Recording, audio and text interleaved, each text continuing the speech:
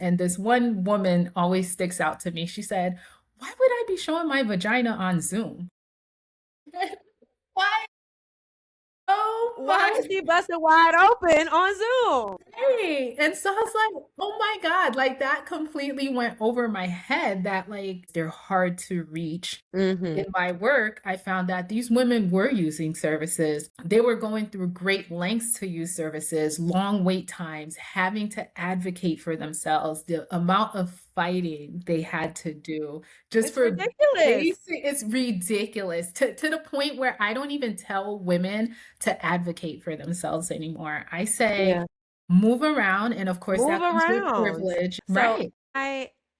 I think that we're not reinventing the wheel when we say we need to start doing things differently if we want to see different outcomes. And just because we made things accessible digitally doesn't mean that we've solved all of the problems that we have, because we still have a digital divide.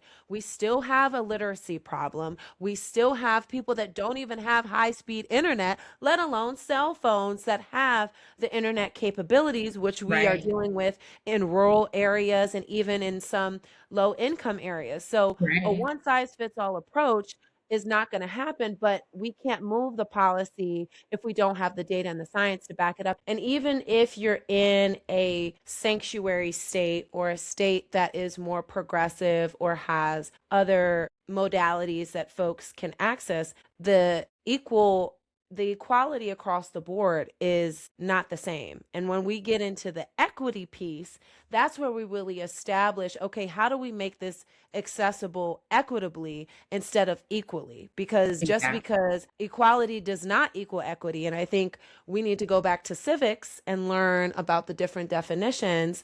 Dr. Kamara Jones does a great job at Yeah. talking about justice, about talking about equality, talking about equity, talking about belonging, Care, primary care. emergency, it needs to be a no wrong door approach. Why do they need to come to an infectious disease clinic to see someone like me for PrEP? It's ridiculous. And Mm-hmm. so we have to support and encourage and help our colleagues along to do PrEP. And that it is only going to get better if we normalize it. So if we talk about men caring about sexual and reproductive health, it's not just for women or persons assigned female at birth and thinking that it only relates to those individuals. Like, we really have to get to some of the social constructs and bust those things wide open, like old girl didn't want to do on Zoom. We need to bust it wide open in terms of learning about how do we combat some of the things that we have just sustained in society, in medicine, science, and also in public health,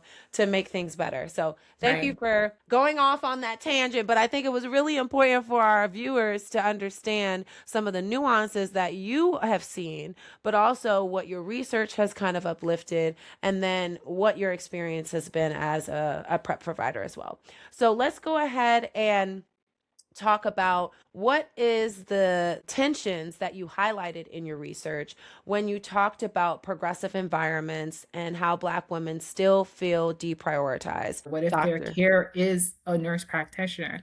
Mm-hmm. And when you say they will decide, it creates this hierarchy and this authority that is part of the problem, especially when you're talking about people who have a history of distrust because of actual historical harm. Yeah. And even the way we talk about distrust, for example, we constantly say mistrust, which mistrust is more so rooted in like feelings, it's a vibe, it's intuition-y. Yeah. But distrust is rooted in actual facts and people being able to dig into history, their lived experience, and being able to say, hey, I don't trust this system because of this. I am a fierce PrEP advocate. I Yes, think you every are.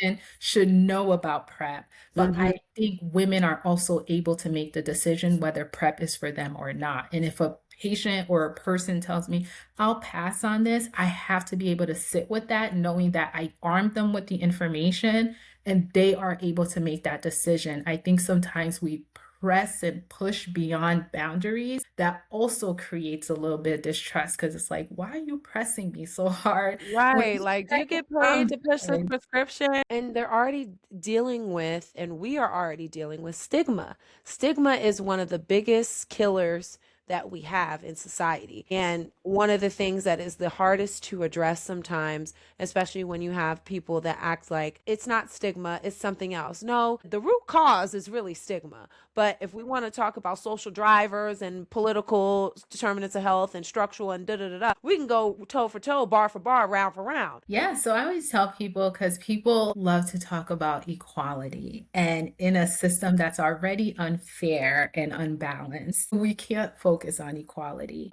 And I get this often focusing on Black women, like, why Black women? Why not all women? Because Black women disproportionately Look impacted. at the data, people. Wake up.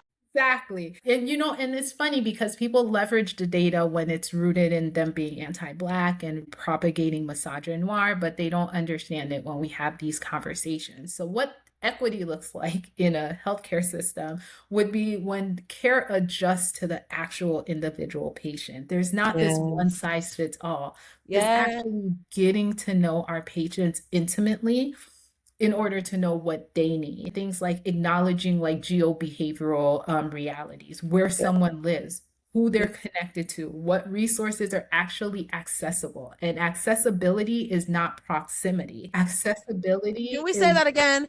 Accessibility is not proximity. ex- Hey, put right. it on a t-shirt. We are living in an era where we have the most PrEP options available for ones. But even within that, cisgender women have the least options because of like what's available backed by the science, of course. And the science is getting there. So like even within the PrEP framework, there's not equality. So when we talk about equity, we really need to think about how we have these conversations and who we're centering in that, and understand that like context matters, and also centering our patients at the end of our clinic encounters.